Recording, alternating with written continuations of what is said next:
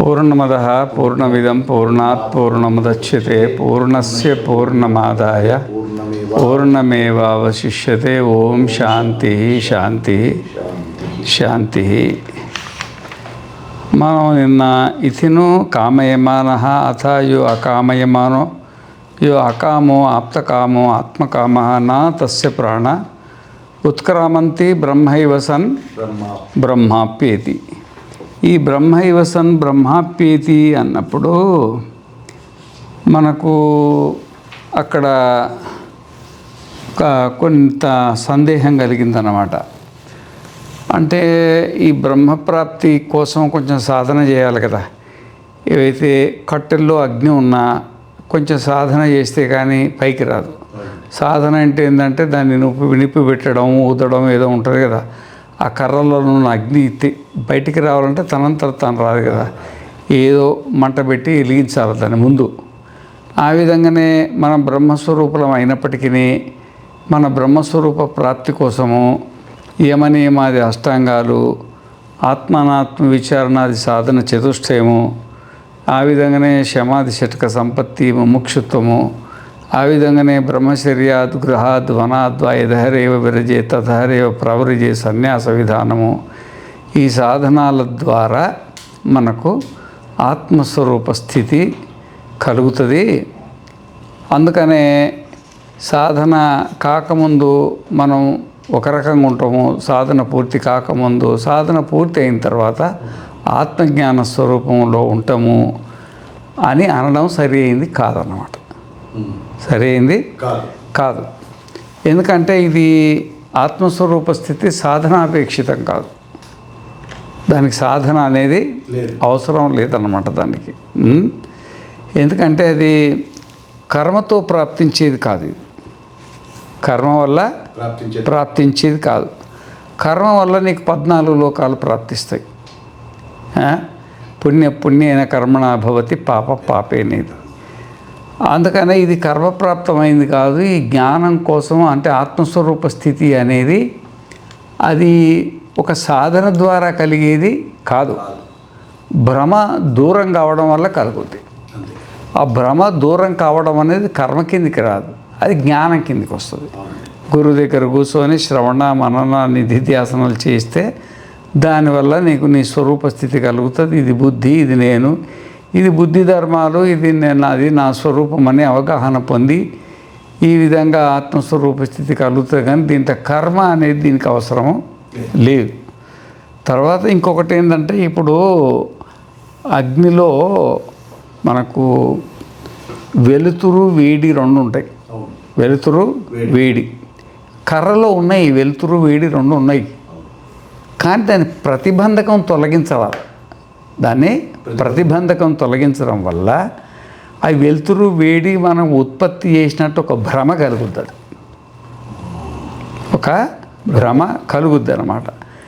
ఆ విధంగానే మరి మన స్వరూపం జ్ఞాన స్వరూపమే, జ్ఞాన స్వరూపమే అయినప్పటికైనా కానీ మన జ్ఞాన స్వరూపం అనేది ఏదో ఇది పుణ్యం చేసి అది చేసి ఇది చేసి ఏదో సాధించిన భ్రమ అనేది కొంతమందికి ఉంటుంది. అది కొంతమందికి ఉంటుంది. అది మన లోపల ఈ జ్ఞానస్వరూపము సత్తు చిత్తు ఆనంద స్వరూపం అనేది అది ఒక సాధన చేసి సాధన ద్వారా ఉత్పత్తి అయ్యేది కాదు.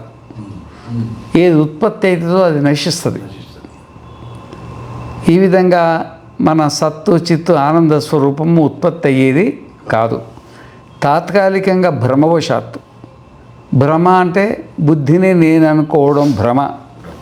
ఈ భ్రమవశాత్తు మరి తాడులో సర్పాన్ని కల్పించుకున్నట్టుగా మనలోన బుద్ధిని కల్పించుకొని, బుద్ధికి నాకు భేదం లేదు, నేనే బుద్ధిని అని కల్పించుకొని బ్రహ్మవశాత్తు తాను బుద్ధి అయి అంటే బుద్ధి ధర్మాలు స్వీకరించి ఈ విధంగా జన్మ తర్వాత జన్మ ఎత్తుతున్నడే. కానీ వాస్తవికంగా ఈ భ్రమ పోయిందనుకోండి, ఆ భ్రమ పోగానే బుద్ధి నేను కాదు, బుద్ధి ధర్మాలు నాకు సంబంధం ఏమి లేదు, ఈ సృష్టి అంతా కూడా ఆత్మస్వరూపమే, ఆత్మకు భిన్నంగా ఏమీ లేదు అని ఒక నిర్ణయం అయిన తర్వాత ఈ భ్రమ పోతుంది కదా, భ్రమ పోవడమే మన ఆత్మస్వరూప ప్రాప్తి అని అట్లా అనిపిస్తుంది. కానీ మన ఆత్మస్వరూప ప్రాప్తి భ్రమ సమయంలో అట్లే ఉంది, భ్రమ పోయిన తర్వాత కూడా అట్లాగే ఉన్నది అనేది ఇది ఒక సిద్ధాంతం అన్నమాట.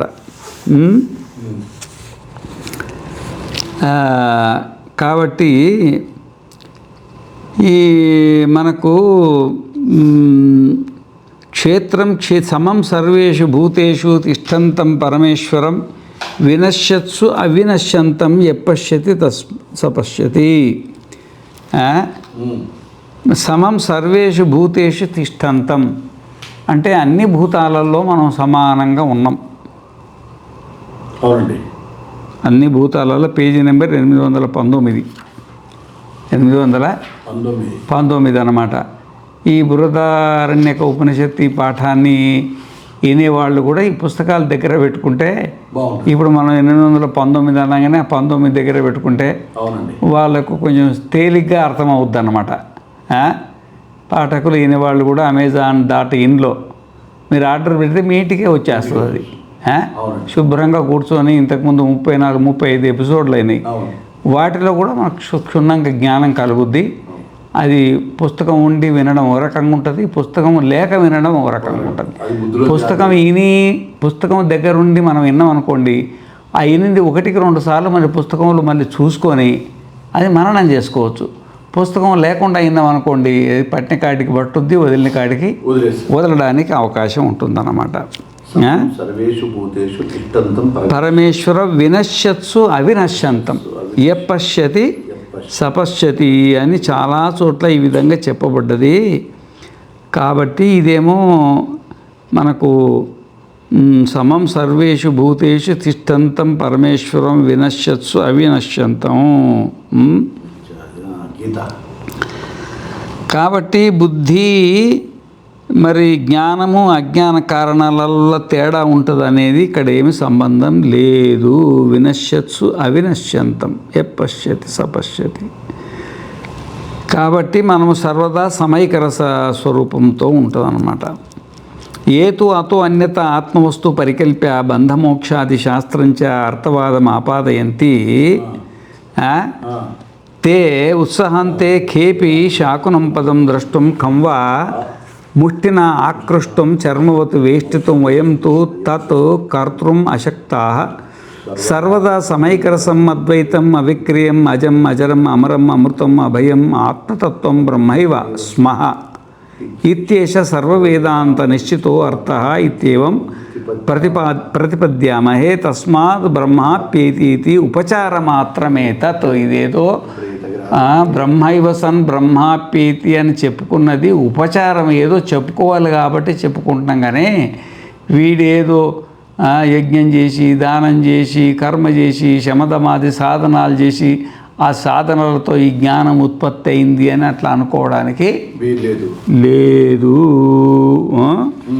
కొంతమంది మాత్రం అట్లా కాదన్నమాట. ఇది అర్థవాదం ఆపాదయంతి. మరి ముఖ్యార్థము దాన్ని వదిలిపెట్టి తనకు తోచిన విధంగా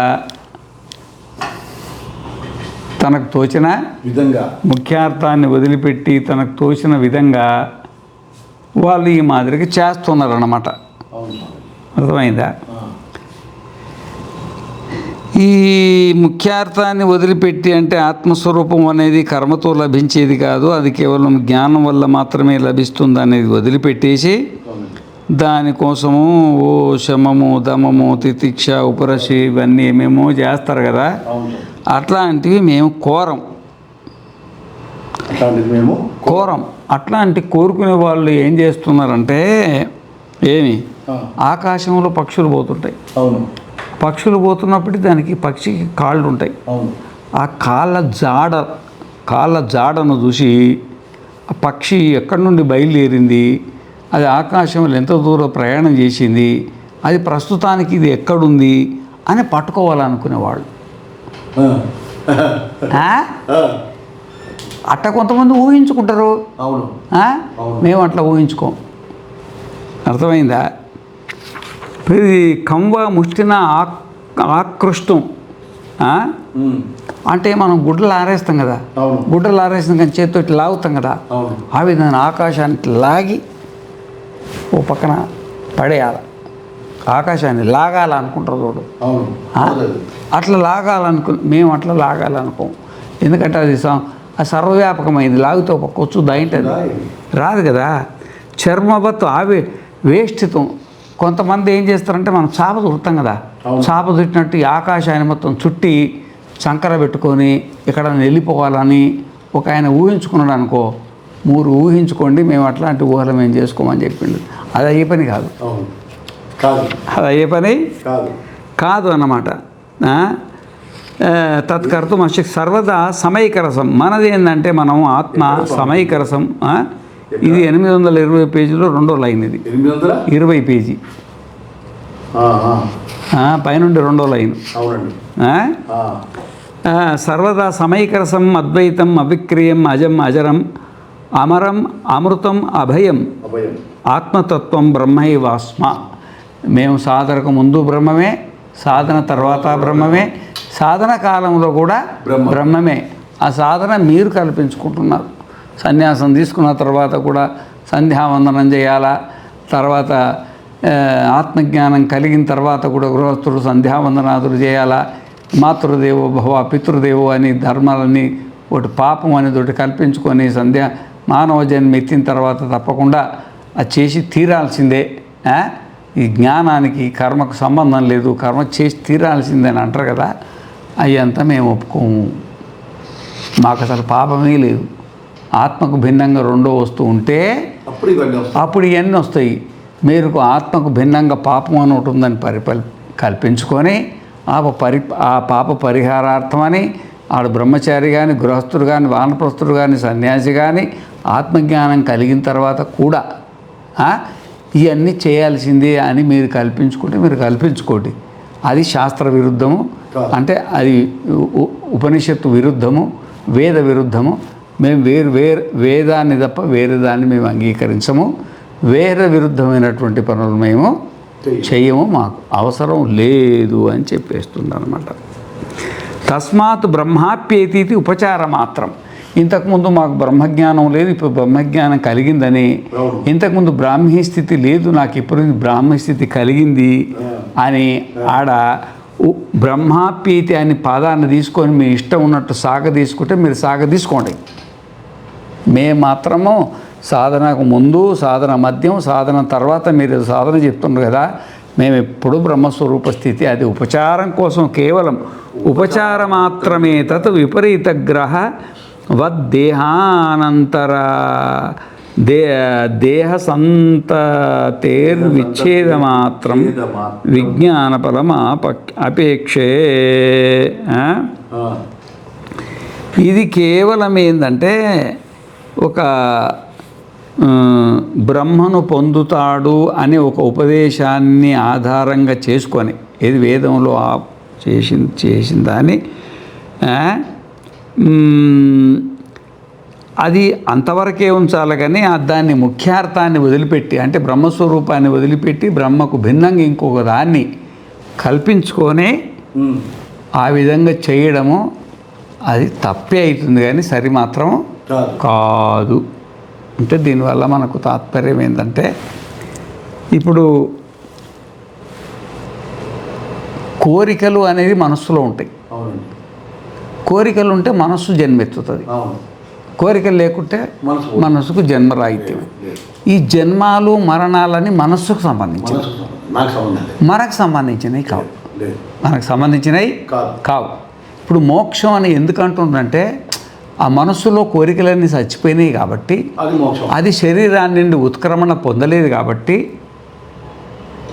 శరీరం నుండి ఉత్క్రమణ పొందలేదు కాబట్టి జన్మరాహిత్యం అనేది కలిగింది దేనికి? బుద్ధికి.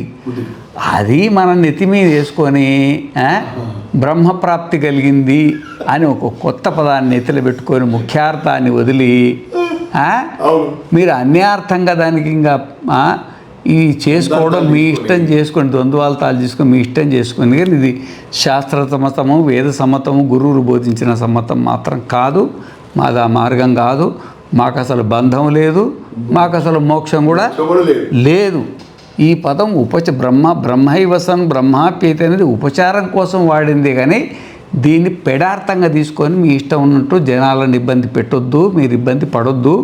అట్లా పెట్టాలనుకుంటే పెట్టుకోండి, పడాలనుకుంటే పడవండి. ఎందుకంటే కొంతమంది సన్యాసం తీసుకొని జుట్టు పెట్టుకొని దండాలు పెట్టుకొని తిరుగుతున్నారు. మీ కర్మ మీరు తిరగండి, మేము వద్దనట్లేదు. కొంతమంది అసలు సన్యాసం తీసుకొని కూడా నిలువు బొట్లు పెట్టుకుంటారు, అడ్లం బొట్లు పెట్టుకుంటారు, ఏమేమో చేస్తారు, ఎక్కడెక్కడో చేస్తారు. మీకు చేయాలనిపిస్తే చెయ్యండి, మేము మీకు అడ్డం రాదు. కానీ అది శాస్త్ర విరుద్ధం, ఉపనిషత్తు విరుద్ధం. అది మేము చెయ్యం, అది మేము చెయ్యం. మేము ఎప్పుడూ ఆత్మస్వరూపమే. మాలిన్యం ఉన్నది మనసులోనే, మాలిన్యం పోయింది మనసులోనే. మాలిన్యం అంటే ఏంటంటే కామమే మాలిన్యం. అది ఉన్నంత వరకు జన్మలు ఎత్తుతూ ఉండింది. అది ఆ మాలిన్యం మనసులో పోయింది, తెలిసిపోయింది. ప్రపంచ విషయం అంతా తెలిసిపోయి నాకు ఇక జన్మ వద్దురా బాబు అనుకునే మనసుకు వైరాగ్యం కలిగి నా తస్య ప్రాణ ఉత్క్రామంతి, ఇక మరో జన్మ కోసం సిద్ధంగాక శరీరంలోనే పడి ఉంటుంది. అదే అన్నమాట. కాబట్టి ఇప్పుడు ఇంతవరకు ఈ బ్రహ్మాప్యేతి అనేది ఇంతవరకు మనకు 6వ మంత్రానికి సంబంధించిన కొస. ఆరో మంత్రానికి సంబంధించిన కోసం అది పరిచారం కోసం వాడిందే కానీ బంధం కానీ మోక్షం కానీ మనస్సుకే తప్ప మాకేమీ లేదు. మేము ఎప్పుడూ నిత్య బుద్ధ ముక్త స్వరూపులమే తప్ప మాకు ఏ బంధం లేదు, ఏ మోక్షము లేదు. మాకంటే భిన్నంగా రెండో వస్తువే లేదు.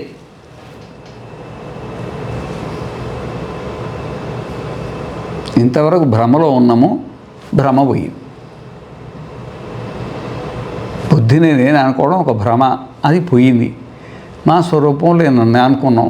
అసలు బుద్ధే లేదు. పాము ఉంటే కదా దాంతో భయపడేది. బుద్ధి లేదు, బుద్ధి ప్రపంచం లేదు. పాము లేదు, పాములో ఉన్నటువంటి గుణాలు లేవు. చాలా చక్కగా చెప్పేసింది అన్నమాట. ఆ తర్వాత మరి ఇక 7వ మంత్రం. తదేశ శ్లోకో భవతి యదా సర్వే ప్రముచ్యంతే కామాయేస్య హృదిశ్రితాః అథమర్త్యో అమృతో భవతి అత్ర బ్రహ్మ సమశ్నుత ఇతి తద్యథా అహిః నిర్వయిని వల్మీకే మృతా ప్రత్యస్థ శయిత ఏవమేవ ఇదగుం శరీరగుం శేతే అథ అయం అశరీరో అమృత ప్రాణో బ్రహ్మ ఏవ తేజ ఏవ సోహం భగవతే సహస్రం దదామీతి హోవాచ జనకో వైదేహః. ఈ విషయంలో తదేశ శ్లోకో భవతి. శ్లోకం అంటే మంత్రం అన్నమాట. యదా సర్వే ప్రముచ్యంతే కామాయేస్య హృదిశ్రితాః. యదా సర్వే ప్రముచ్యంతే కామా ఏ అస్య హృదిశ్రితాః. మన హృదయం అంటే మన బుద్ధి. మన హృదయం అంటే మన బుద్ధి. ఆ బుద్ధిని శ్రిత అంటే ఆశ్రితాః, బుద్ధిని ఆశ్రయించుకొని. కామాహ ఎందుకంటే బుద్ధిలో కోరికలు సమవాయ సంబంధం, మనకు సమవాయ సంబంధం కాదు. వీళ్ళు అంటారు బుద్ధి సుఖ దుఃఖ ఇచ్ఛా ద్వేష ప్రయత్న ధర్మ సంస్కారా, ఈ 9 గుణాలు ఉన్నాయి కదా, ఇవి ఆత్మ సమవాయం అంటారు. అంటే ఆత్మలో నిత్యంగా ఉండేటువంటారు. ఆత్మలో నిత్యంగా ఉన్నప్పుడు మోక్షం ఎట్లా చూద్ది కదా, సమస్య లేదు కదా. కాబట్టి మేము అది అంగీకారం కాదు. ఎందుకంటే ఉపనిషత్తులు అంటే చెప్పలే, ఉపనిషత్తులు అవి చెప్పలే. ఇది కఠోపనిషత్తులో మంత్రం, ఇది కాటకములో మంత్రం. దీంట్లో కూడా ఉంది.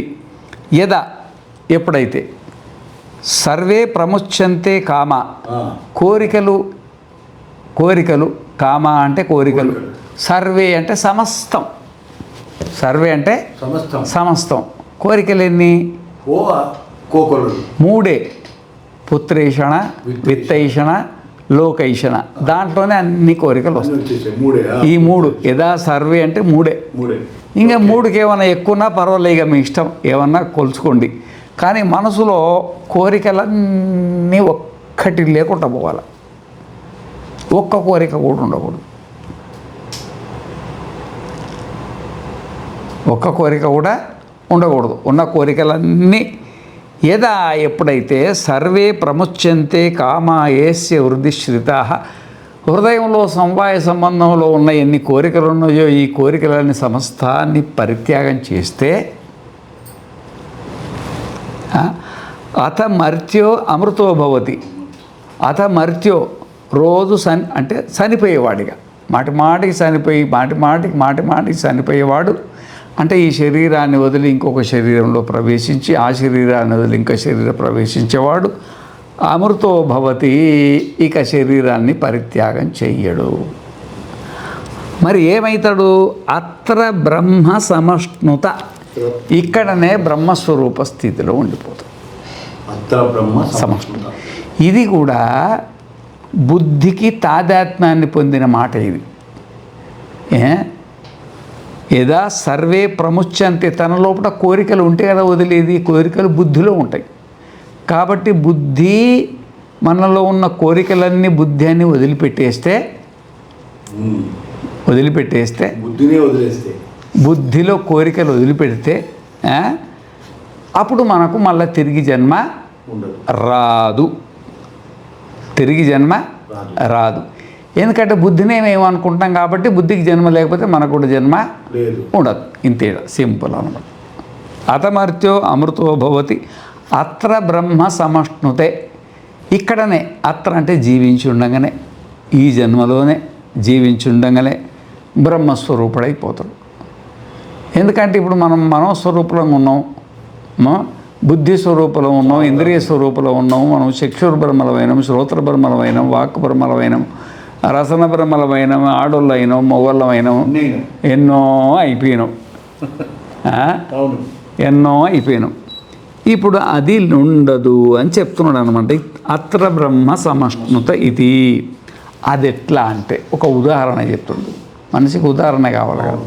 తద్యత అహిహి అంటే పాము, ల్వయము అంటే కుబుసం, నిర్లయము అంటే కుబుసాన్ని వదిలిపెట్టి. ఇంతకుముందు కుబుసం ఉండింది కదా, ఆ కుబుసంతో చాలా బాధపడేది. అది ఎట్లన్నా వదిలించుకోవాలని ఇది ఇక్కడ తిరిగి అక్కడ తిరిగి, దేనికి రాసుకొని దానికి రాసుకొని, ఈ కొయ్యకి రాసుకొని, ఆ కంపకి రాసుకొని, ఈ గోడకు రాసుకొని, ఆ గోడకు రాసుకొని తిరుగుతూ ఉండేదానికి చాలా ఇబ్బంది అన్నమాట. తద్యత అహిహి నిర్లయని. అల్వయము అంటే కుబుసము, నిర్లయని అంటే కుబుసాన్ని వదిలిపెట్టింది. వల్మీకే మృత ప్రత్యస్థ శయిత. ఇంతవరకు ఇబ్బంది పడి ఆ కుబుసం వదిలిన తర్వాత విశ్రాంతి కోసం ఒక పుట్టలోకి వెళ్ళి ఆ పుట్టలో చచ్చినట్టు పడి ఉంటుంది, విశ్రాంతి తీసుకుంటుంది. మరి ఇంతకుముందు బయట ఎందుకు తిరిగిందంటే కుబుసాన్ని వదిలించుకోవడానికి. ఆ విధంగానే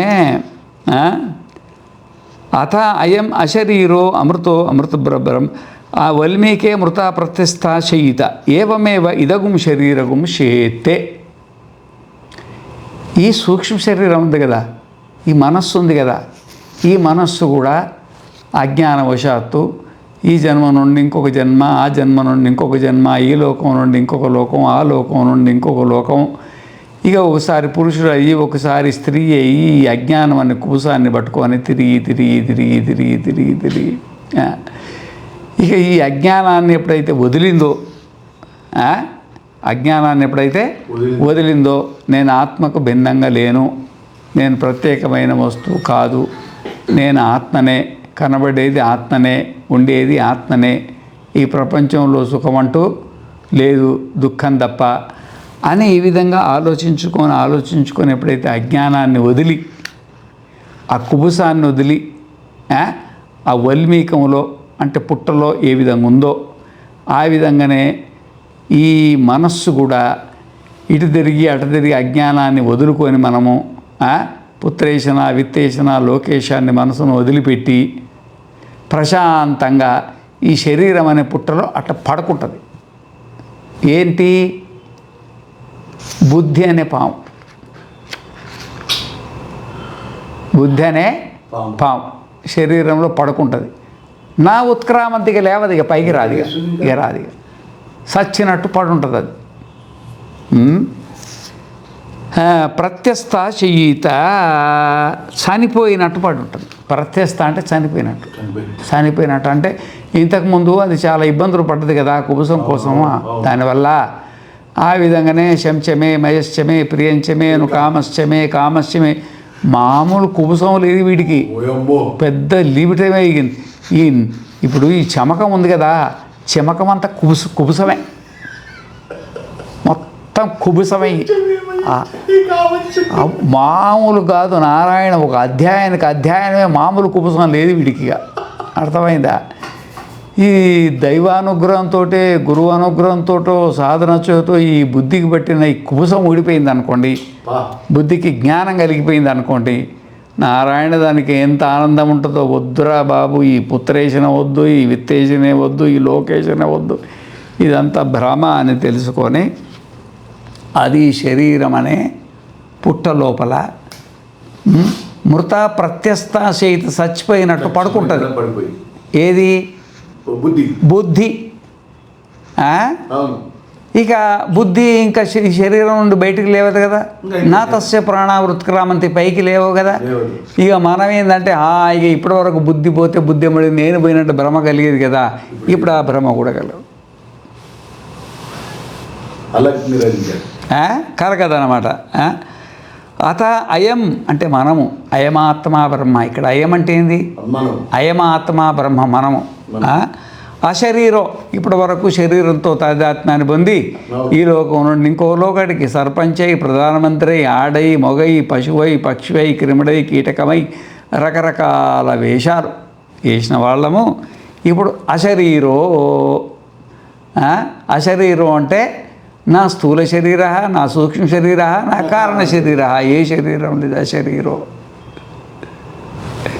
అయితే అమృత ఇంతకుముందు సస్తూ ఉండేది, బుద్ధి వస్తే మనం చచ్చిపోయేవాళ్ళంగా. నా సావు దగ్గరికి వచ్చింది అంటుంటారు కదా, అట్లా అనిపిస్తుంది అన్నమాట. అమృత ప్రాణ, అన్నిటికీ ప్రాణం మనమే, అన్నిటికీ ప్రాణం మనమే. ప్రాణస్య ప్రాణముత చక్షుషక్షురుత శ్రోత్రస్య శ్రోత్రం మనసో మనోయత్ ఏ తే నిశిష్యురు బ్రహ్మ పురాణమగ్ర ముందు వస్తుంది. ఇది ప్రాణస్య ప్రాణం. ప్రాణం అంటే ఇంద్రియాలు, ప్రతి ఇంద్రియాన్ని కూడా మనం ఇంద్రియం. శ్రోత్రస్య శ్రోత్రం మనసో మనోయత్ వాచో వాచ స ప్రాణస్య ప్రాణ చక్షుషక్షురతిముచ్యధీరా ప్రేత్యాస్మాల్లోకాదమృత. ప్రాణం అంటే ఏంటంటే ఇంద్రియాలు, జ్ఞానేంద్రియాలు కానీ, కర్మేంద్రియాలు కానీ, అంతరింద్రియాలైన మనస్సు, బుద్ధి, చిత్తం, అహంకారం కానీ ప్రతి ప్రాణానికి కూడా మనమే ప్రాణం. ప్రతి దానికి చైతన్యం మనమే కదా. మన చైతన్యాన్ని అందిపుచ్చుకొని అది చైతన్యవంతమై తిరుగుతుంటుంది. అమృత అప్పుడు ఏమవుతుందంటే మనం ముఖ్య ప్రాణం అయిపోతాం. ఇక ఈ ప్రాణంలో పడి ఉండదు. ఇక చక్షుర్ బ్రహ్మ, ప్రాణ బ్రహ్మ, మనోబ్రహ్మ ఈ బ్రహ్మలో పడకుండా కేవలం ముఖ్య ప్రాణం అయి ఉంటాం, ఆత్మ అయి ఉంటాం. బ్రహ్మైవ కేవలం బ్రహ్మ ఏవ, బ్రహ్మ ఏవ తేజ ఏవ. ఇప్పుడేమో మనం బ్రహ్మ ఏవ లేదు, శరీరమేవ, మనస్సు ఏవ. నేను శరీరము, నేను బుద్ధిని, నేను సర్పంచిని, నేను ప్రధానమంత్రిని, నేను బ్రహ్మజ్ఞానిని, నేను అజ్ఞానిని. అమ్మాయి ఎన్ని వేషాలు ఉంటాయి. ఇవన్నీ పోయి అప్పుడు కేవలం అహం బ్రహ్మాస్మి, నేను కేవలం ఆత్మస్వరూపిణి, నాకు భిన్నంగా ఇంకో పదార్థం అంటూ ఏదే లేదు. సర్వం కల్విదం బ్రహ్మ నేహాన నాస్తి పింఛన. కళ్ళు మూసుకున్నా తానే, కళ్ళు తెరిచినా తానే, జాగ్రత్త తానే, స్వప్నము తానే, సుషుప్తి తానే, ఈ లోకము తానే, పరలోకం కూడా తానే. సర్వం ఖలు, సర్వం ఎంత ఉందో అంత తానే. ఈ బ్రహ్మైవ తేజ ఇవ. ఇక్కడ తేజస్సు అంటే జ్ఞానం, జ్ఞానస్వరూపం, జ్ఞానం అన్నమాట. ఏవ ఈ విధంగా చెప్పిండ బ్రహ్మైవ తేజైవ. ఈ విధంగా ఏ విధంగా మరి కుపుసం వదిలిన పాము పుట్టలో సరిపోయినట్టు పడుంటుందో, అజ్ఞానాలను వదిలినటువంటి బుద్ధి కూడా ఈ శరీరం అనే వాల్మీకంలో సచ్చినట్టు పడుండి మరు జన్మం కోసం లేవకపోతే అప్పుడు మనం మన స్వరూపం మనం ఇక ఆ బంధనం దిగుతుంది. ఇక ఏది బుద్ధి బంధనం దిగి అప్పుడు అశరీరో అమృత ఏవ, అశరీరో అమృత ప్రాణో బ్రహ్మ ఏవ తేజ ఏవ. సోహం భగవతే సహస్రం దదామీతి హోవాచ జనకో వైదేహ. చాలా గొప్ప విషయం చెప్పినాం స్వామి. జన్మరాహిత్యం అంటే ఎట్లుంటుంది? మనసు అజ్ఞానం ఉంటే జన్మ, మనసు అజ్ఞానం పోతే జన్మరాహిత్యం. అందుకే మన ఏవ మనుష్యానాం కారణం బంధమోక్షయో. మనస్సు బంధనంలో ఉంటే మన బంధనంలో ఉన్నట్టు అనిపిస్తుంది. మనస్సు అది వైరాగ్యాన్ని పొంది ఇప్పుడు చెప్పినట్టుగా శుభ్రంగా శరీరం అనే పుట్టలో సచ్చినట్టు పడుంట చావదు. ఎందుకంటే అది పంచతన్మాత్రలతో తయారైంది కదా, అపంచీకృత పంచతన్మాత్రలతో. అది అట్లాగే ఉంటుంది అది. అందుకనే మహాత్ములకు సమాధులు కడతారు. సమాధులు కడితే వాళ్ళు అనుకునేవన్నీ అవుతుంటాయి. ఎందుకంటే దాంట్లో ఎంతో పుణ్యం ఉంటుంది. ఏదా ఈ అంతఃకరణంలో. అంతఃకరణం వీడికి పోలేదు కదా, ఆ స్వర్గానికి పోలే, నరకానికి పోలే, అది అక్కడే ఉంటుంది. అందుకే దానికి మహాత్ములకు సమాధులు కడతారు. ఆ సమాధులు కట్టినప్పుడు ఆ సమాధిలో అది మరి అంతఃకరణం అంటే పరమాత్మ స్వరూపం కదా, అది దగ మరి జ్ఞానస్వరూపం కదా. ఇక ఆ దండం పెట్టుకున్న వాళ్ళకి అంత పోతూనే ఉంటుంది, ఈ పుణ్యం అంత ప్రసారం అయితేనే ఉంటుంది అన్నమాట. ఇక ఇది కోరుకుంటే పిల్లలు లేకపోతే పిల్లలు కొడతారు, డబ్బులు కావాలంటే డబ్బులు. ఇది ఎంతకాలం అవుతుంది? మహాప్రళయ పర్యంతం అన్నమాట. కల్పం ఉంటుంది కదా, ఆ కల్పము బ్రహ్మదేవుడు పోయిన తర్వాత ఈ పంచీకరణం అంతా అపంచీకరణం అవుతుంది కదా. అప్పుడు పోయి మనసులో ఉన్న తన్మాత్రలు ఉంటాయి కదా, ఆకాశ తన్మాత్రము విడిపోయి తన్మాత్రలు విడిపోయి అప్పుడు బుద్ధి విచ్ఛేదం అయిపోయి మరి దాంట్లో కలిసే వరకు అది అట్లాగే ఉంటుంది.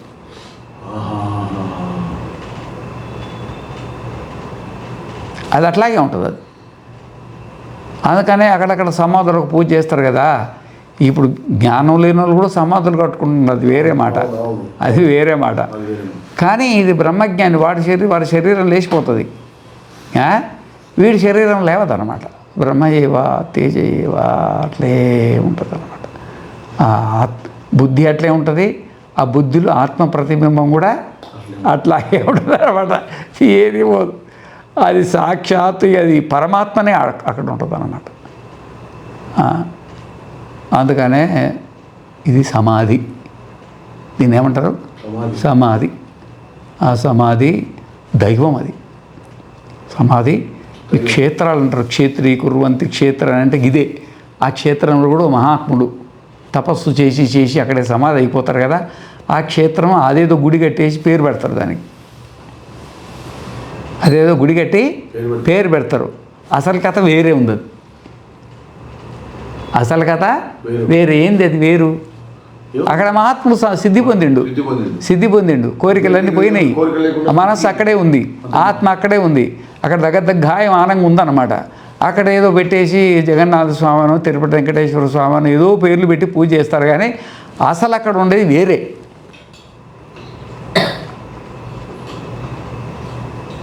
క్షేత్రీకుర్వంతి క్షేత్రాన్ని తీర్థీకుర్వంతి తీర్థాన్ని. మనసుకు వస్తుందా? అదే అన్నమాట. అది అక్కడే ఉంటుంది అన్నమాట. అది తేజస్సు అన్నమాట. అంటే ఆ బుద్ధి ఏదైతే ప్రక్షాళన అయిపోయిందో, ఆ బుద్ధి అజ్ఞానాన్ని వదిలి కోరికలను వదిలిపెట్టేసి అది అక్కడే ఉంటుంది. అది లేవదు కదా, ఆ ఆత్మ అక్కడే ఉంటుంది కదా. ఆ స్థితికి వచ్చిందంటే ఆ బుద్ధికి. ఆత్మ అంటున్నారు. ఆత్మ అంటే మనమే కదా. ఆ సర్వవ్యాపకమైన ఆత్మ అక్కడ ఉంది కదా. సర్వవ్యాత్మకమైన మనం అక్కడ ఉన్నాం కదా. అన్ని చోట్ల ఉన్నాం.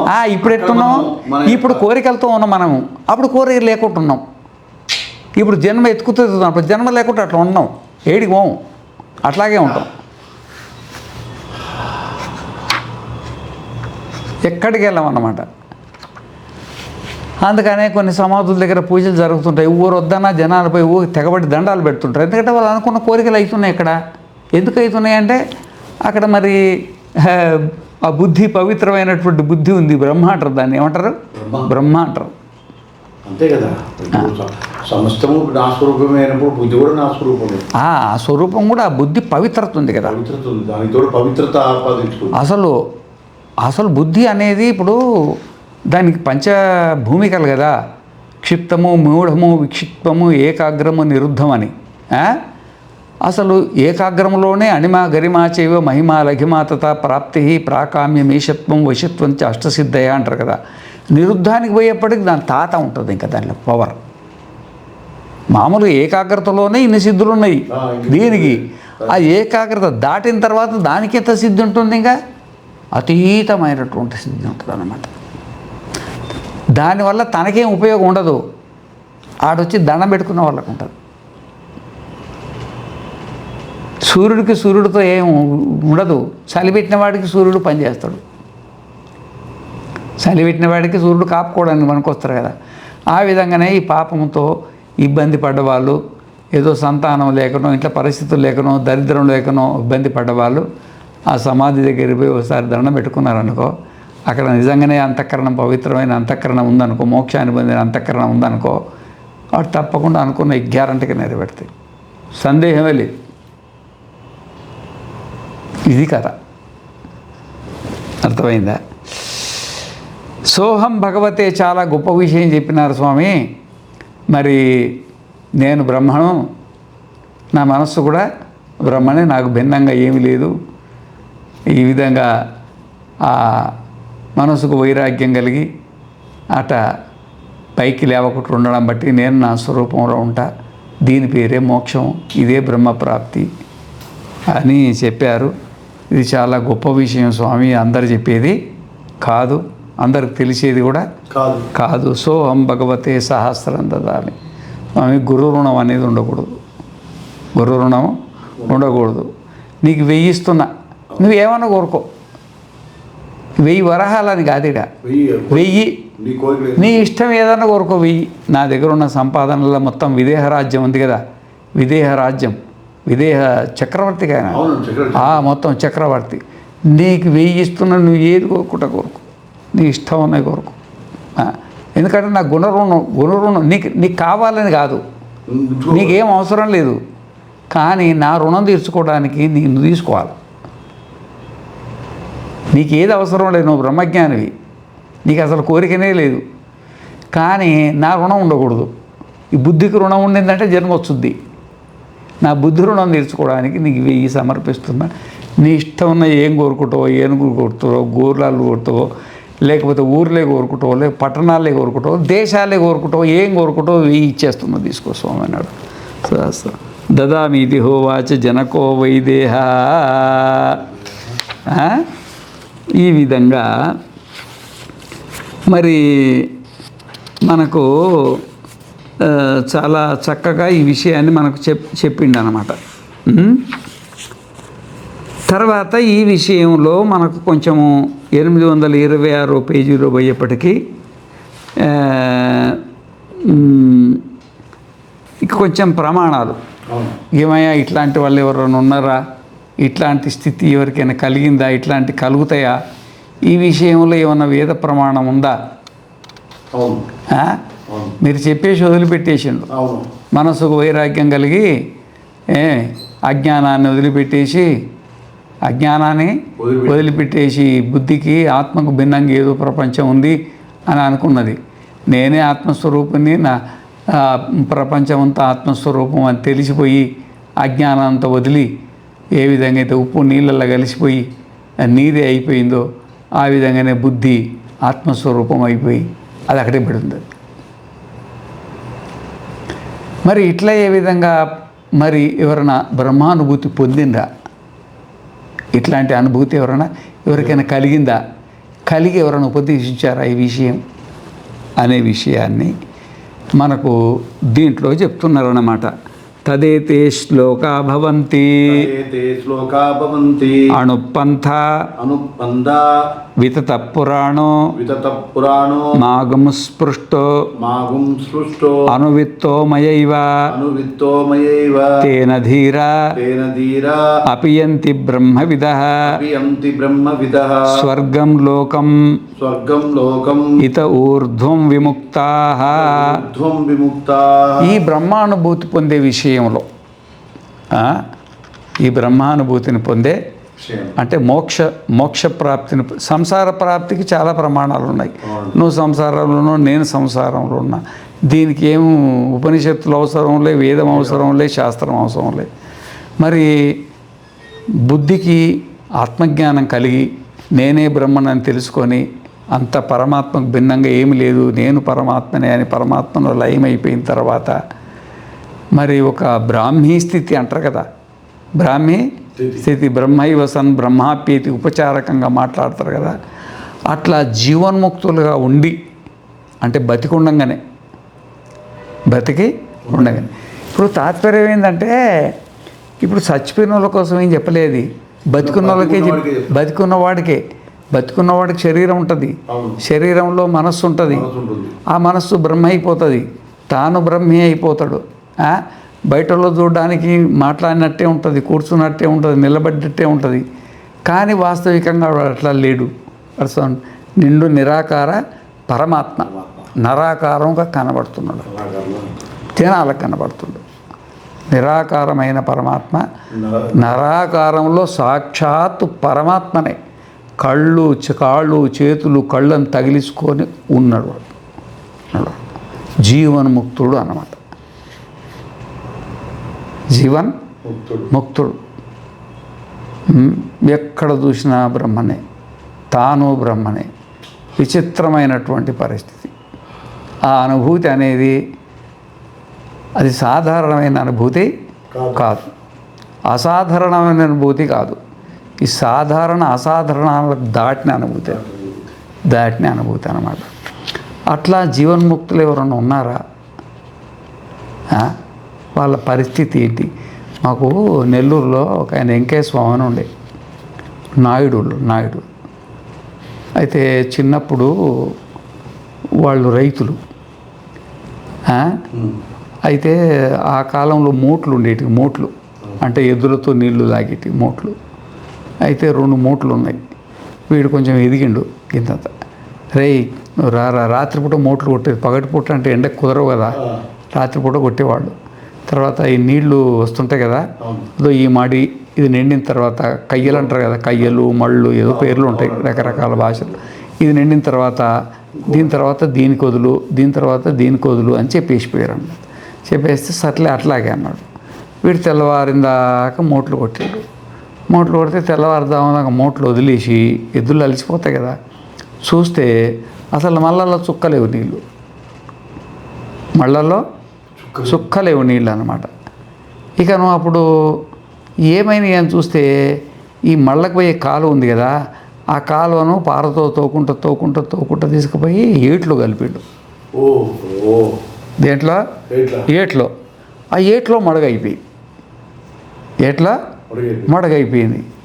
ఇది ఏం చేసినావు రా, నువ్వు ఏం పని చేసినావు అని అన్నాడు. అంటే మరి పరమాత్మకు నీళ్ళు ఇబ్బంది అవుతున్నాయి, పరమాత్మకు నీళ్ళు ఇబ్బంది అవుతున్నాయి. ఎద్దు పరమాత్మ, ఆవు పరమాత్మ, గేదె పరమాత్మ, పురుగు పరమాత్మ, పక్షి పరమాత్మలు వాడికి ఇబ్బంది అవుతున్నాయి, పరమాత్మకు నీళ్లు దాపిన అన్నాడు. నీ దుంపదేగా, నువ్వు ఈ పని చేస్తావుగా, పరమాత్మ గిరమాత్మ అనుకో, తెల్లారిందాక మేము చేసిన కష్టం అంతా ఏటి పా చేసినావు, దుర్మార్గురా, ఇంట్లోకి వస్తే తంతామని కొట్టిపాపించేసాడు. ఇంట్లో అడుగు పెట్టొద్దు అన్నారు. వీడికి ఏదో దయ్యం పట్టుకున్నట్టుంది, అడుగు పెట్టొద్దు అన్నాడు. ఇక సరైన ఏం చేస్తారు, ఊరు బయట పోయి కూర్చున్నారు చెట్టు కింద.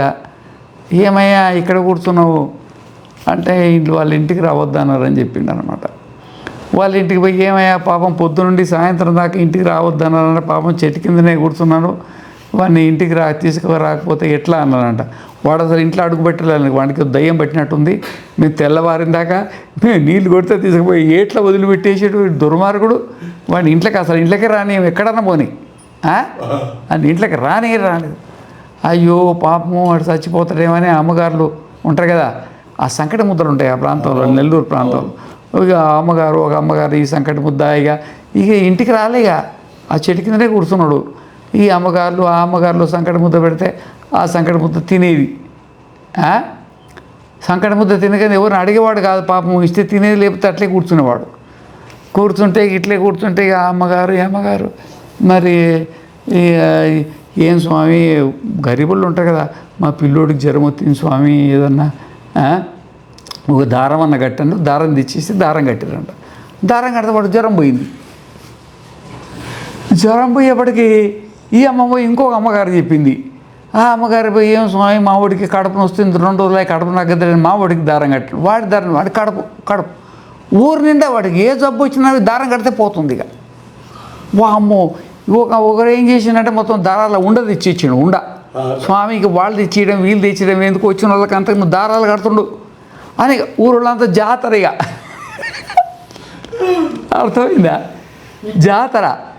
ఇక నువ్వు పోయి ఇక ఒక పక్కన గుట్ట ఉంది చిన్నది, ఆ గుట్ట మీదకి పోయి రాయి తీసుకొని రాయితో రాయి కొట్టుకుంటా కూర్చునేదన్నమాట.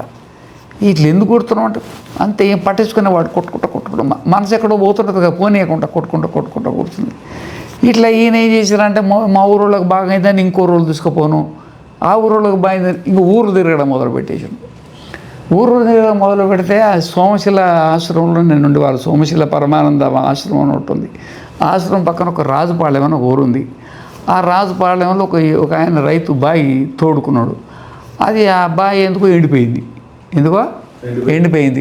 అయ్యో ఎంత వెంకయ్య స్వామిని తీసుకొచ్చు, నేను కూడా వెంకయ్య స్వామిని తీసుకొస్తా. ఆయన వెంకయ్య స్వామిని పెట్టుకొచ్చారు. కిట్టుకొస్తే ఆ వెంకటేశ్వర స్వామి ఏం చేస్తారు, ఆయనకు ఒక ఏదో ఇస్తరాకు లాంటిది వేసి దాంట్లో అన్నం పెడతాం కదా, ఆ సగం ఏమి కింద పడుతుంది, సగం ఏమి తింటాడు. ఆయనకి ఏమి తింటాడో ఆయనకి తినేది అన్నమాట. రాత్రి పడుకుని పొద్దున్నే లేస్తే లేడాడ. అయ్యో ఎక్కడ పోయిండు ఎతకంగా మధ్యాహ్నం 2 గంటలకు బాయిలో దొరికిండు. ఏదా దాంట్లో బాయిలో దొరికి బాయిలో బురదలాడుతున్నాడు అనమాట. బొరలాడుతుంటే అది వీళ్ళందరూ పట్టుకొచ్చి కడిగి స్నానం చేయించి, అయ్యో బురదలో బొరలాడిండు అని ఉంటుంది కదా, ఆవిడకి స్నానం చేయించి కూర్చొని బొట్టు పెట్టి అది ఇది ఇంకా దారాలు తెచ్చిస్తే ఊరోళ్ళు ఆ అమ్మ దారం కట్టించుకొని ఇదమ్మ దారం కట్టించుకొని అది ఇది సాయంత్రం అయిపోయింది. ఆ సాయంత్రం అయిన తర్వాత ఆ పక్కన మేకలు గొర్రెలు ఉంటారు కదా, ఓడి బరగెత్తుకొని అయ్యో మొత్తం బావి ఇంత నిండిపోయింది, బావి మొత్తం నిండిపోయింది, చూసిరాపోయింది అంటే బావి నిండా నీళ్ళే ఫుల్లు. అమ్మ ఊరోళ్ళంతా జాతర, పెద్ద జాతర. అర్థమైందా? ఇక చెప్తున్నానమాట. ఇది జీవన్ముక్తుల కథ ఎట్లుంటుందంటే, ఇక ఆమె వెంబడి అక్కడ కలిచేడు అని ఒక ప్రాంతం ఉంది, కలిచేడు. ఆ కలిచేడులో సిద్ధలేశ్వర కొండ అని ఒకటి ఉంది, ఆ కణవ నది తీరాను. అక్కడ కొంతకాలం తపస్సు చేసిన అనుష్ఠానం కోసం వెళ్ళారనమాట. అయితే ఆయన ఎక్కడ పోతుండో ఆయనకి తెలీదు. ఒక తులసమ్మ గారని ఒక రెడ్డిస్ వాళ్ళు, ఆ తులసమ్మ గారని ఈయన స్వభావం నచ్చి ఈయన మహాత్ముడుగా ఉన్నాడు, ఈ సంసారానికి సేవ చేస్తే ఏమొస్తుంది, ఈ మహాత్మునికి సేవ చేస్తామని ఆ మహాత్మునికి ఏడికి పోతే ఎమ్మడి పోయేది, ఆయనకు కావలసిన తిండి తిప్పలు స్నానం బోనం చూసుకునేది. ఆయనకి ఎవరు ఉండేది ఆయనకు తెలిసేది కాదు, వీళ్ళు ఎప్పటిపడి చేసేవాళ్ళు. అయితే ఈ అమ్మగారు ఏం చేసిందంటే, కలిసేడు ఆ గ్రామం యువతల, అది చిన్న ఊరు, అక్కడ తపస్సు చేసుకునేది నేను. అక్కడ ఒక ఇంట్లో ఉన్నాడు అనమాట. ఇంట్లో ఇటు ఈ అమ్మగారికి ఒక పెళ్ళికి పోయేది ఉంది. అయితే ఇంట్లో ఒక పని మనిషికి చెప్పింది, ఇదో చూడు 2 డబ్బాలు ఉన్నాయి, ఓ డబ్బాలేమో ఇది కూకుడు, ఆయన స్నానం చేసినానికి కూకుడు గింజలది పొడి ఉంటుంది కదా, పొడి. ఒకటేమో పెసర్లు ఉంటాయి కదా, పెసర్లు, ఆ పెసర్లు పొడి కొట్టి, పెసర పొడి ఉంది ఏంచి పొడి కొట్టింది ఉంటుంది కదా, అది తింటాడని చెప్పింది అనమాట. సరే అమ్మ అన్నది. ఇక ఈమె పెళ్ళికి పోయి వచ్చింది. వచ్చేప్పటికి ఆ పెసర పిండి అట్లే ఉంది, కూకుడు పిండి మొత్తం పెట్టేస్తే మొత్తం తినేసాడు. ఇది కూకుడు ఉంటుందని తెలియదు. మరి ఇది బ్రాహ్మీ స్థితి కాకపోతే ఏంటది? అయ్యో వీడు చచ్చిపోతాడేమో, ఈ పని చేసినావేంటే, నీ దుంపదేగా అది ఇది అని ఈయనేం పలుకుతలేడు, ఏమి లేడు. అర్థమైందా? అక్కడ కలవాయి అని ఒక ఊరు ఉంది. ఎందుకంటే బ్రాహ్మీ స్థితిని గురించి వచ్చింది కాబట్టి ఏదో ఒక మహాత్ముడి చాలా మంచి పాయింట్. విషయం మనకు తెలవాలి కదా. ఆ అనుభవం ప్రపంచంలో జరిగింది చెప్తున్నాం. ఇదేమో గ్రంథంలో ఎప్పుడో జరిగింది చెప్తున్నారు. కానీ అక్కడ కలవాయి అని ఒక ఊరుంది. కలవాయి ఏది, నేను సోమశిల ప్రాంతంలో ఒక 6 సంవత్సరాలు ఉంది. అక్కడ నందికొండ కింద తపస్సు చేసుకున్నా. అక్కడ నుండి కొంచెం దూరం పోయిన తర్వాత కలవాయి అని ఒకటి మండలం హెడ్ క్వార్టర్. ఆ మండలానికి యువతల కుల్లూరు అని ఒకటి ఉంది. కుల్లూరు ఇప్పటికి కూడా ఉంటుంది. కుల్లూరు ఆ కుల్లూరు నుండి భక్తులు కూడా ఉన్నారు. ఇక్కడ వనస్థలిపురంలో ఉన్నారు, కుల్లూరులో ఉన్నారు అన్నమాట వాళ్ళు. ఆ కుల్లూరు ప్రాంతంలో బర్రెలు పోతున్నాయి. ఆ బర్రెల వెనక ఈయన పోతున్నాడు. పోతే ఆ బర్రె ఆగితే ఈయన ఆగిండు. బర్రె అంటే గేదెలు ఉంటాయి కదా, ఆగిండు. ఏంటి ఆగిండు? అయ్యో పరమాత్మ, ఆ పరమాత్మను దాటుకొని పోవద్దు. పరమాత్మను దాటుకు ఏదన్నా గేదె అడ్డం వచ్చినా ఎద్దు అడ్డం వచ్చినా పోయేవాడు కాదన్నమాట. పోయేవాడు కాదు, అంతా పరమాత్మ స్వరూపమే. గేదెలను కూడా దాటుకుపోయేవాడు. ఒకరోజు రాత్రిపూట కూర్చొని ఆయన ఏడికి పోయినా కర్రలు మంట పెట్టుకునేది. కర్రలు దుని అంటారు. కర్రలు మంట పెట్టుకొని కూర్చుంటే ఒకరోజు చెయ్యి దాంట్లో పెట్టేసింది. చెయ్యి కాలిపోయింది. కాలుతూనే ఉంది. ఒక ఆయన పట్టుకొచ్చి లాగిండు, వెనక్కి లాగిండు. చెయ్యి కాలిపోయింది కూడా తెలియదు నాకు. అయ్యో పట్టుకొచ్చి కలవాయిలో ఒక సాయిబు తుర్కోలు ఆయన దగ్గర తీసుకొచ్చేప్పటికీ ఆయన, అయ్యో పాపం ఇంతకనం చెయ్యి కాలిపోయిందిరా బాబు, దీన్ని ఏం చేయాలా, దీన్ని మనం ఐడిని పోసి కడగలగా. ఐడిని అంతా పోస్తే ఏం మాట్లాడతలేడు. మామూలుగా పొండు మీద ఐడిని పోస్తే ఎట్లుంటుంది? ఏంటమ్మా వీడు మనిషి కాదు దేవుడు, వీడు మనిషి కాడు దేవుడు, నేను మొత్తం బాగా అయిందాక నేనే బాగా చేస్తా అని తుర్క ఆయనే భోజనం పెట్టి, ఆయనే తిండి పెట్టి 2-3 నెలలు కట్లు కట్టి బతికిచ్చిండు ఆయన. అర్థమైందా? ఆయన డివైన్ లైఫ్ సొసైటీ ఉంది కదా, చిన్మయానంద స్వామి, చిదానంద స్వామి, చిదానంద, ఆయన దర్శనానికి వచ్చిండు. 2-3 రోజులు అక్కడే ఉన్నాడు. గొలగముడి ఉంది కదా, గొలగముడి ఆఖరికి తులసమ్మ గారు అక్కడ గొలగముడి తీసుకుపోయి, గొలగముడి అంటే నెల్లూరుకి అవతల, నేను వెళ్ళా నెల్లూరు అవతల. అప్పుడు ఎందుకంటే ఆయన సమాధి అయిన తర్వాత ఇక్కడ పరమానందాశ్రమంలో విగ్రహం ఉంది, సిమెంట్ విగ్రహం. ఇక అది అంటే ఈయనకు మరి అది వేరే రాయితోటి విగ్రహం చేయించాలి, లేట్ అవుద్దని వీళ్ళు మా వాళ్ళు మేము జీపులో తీసుకుపోయి ముందు విగ్రహాన్ని సమాధి పైన పెట్టినాం అన్నమాట. ఇక అక్కడనే ఆయన అంత్యకాలం అంతా అక్కడే ఉండింది. చిదానంద స్వామి దర్శనానికి పోయిండు. ఆయన చెప్పాడు, ఈయన మహానుభావుడు, అసలు కలియుగంలో ఇట్లాంటి వాళ్ళు ఉండడం నేను చూడడం మొదటిసారి అన్నాడు ఆయన. అర్థమైందా? ఇది బ్రహ్మయేవా తేజయేవా అంటే బుద్ధి పరమాత్మ స్వరూపం కావడము, పరమాత్మ స్వరూపమైనటువంటి బుద్ధికి భిన్నంగా ఇంకేమి లేకపోవడము, తాను ఏం చేస్తుండో తెలియదు, ఏమి వింటుండో తెలియదు, ఏమి తింటుండో తెలియదు, చేయి కాలిపోయింది తెలియదు అన్నమాట. ఇప్పుడు ఇవి మనకు సాక్షాత్ నిదర్శనాలు. ఇవన్నీ సాక్షాత్తు నిదర్శనాలు. బ్రహ్మజ్ఞానం లేరంటే ఎవరు నమ్ముతారండి? ఎవరు నమ్ముతారు చెప్పండి? ఇది మన భారతదేశంలో జరిగిందే. నేను వెళ్ళొచ్చా. ఇప్పుడు ఆ వెంకయ్య స్వామి పేరు మీద ఎన్ని ఆశ్రమాలు, 200, 200, 500, 1000 ఆశ్రమాలు ఉన్నాయి. ఒకటి అన్నదానం జరుగుతూ ఉంటాయి. సరే, ఆయన పోయినా కానీ ఆయన జ్ఞాపకార్థం జరుగుతుంటాయి అన్నమాట. మిగతా విషయాన్ని రేపు చెప్పుకుందాం. పూర్ణమద పూర్ణమిదం పూర్ణాత్ పూర్ణముదచ్యతే పూర్ణస్య పూర్ణమాదాయ పూర్ణమేవావశిష్యతే. ఓం శాంతి శాంతి శాంతి.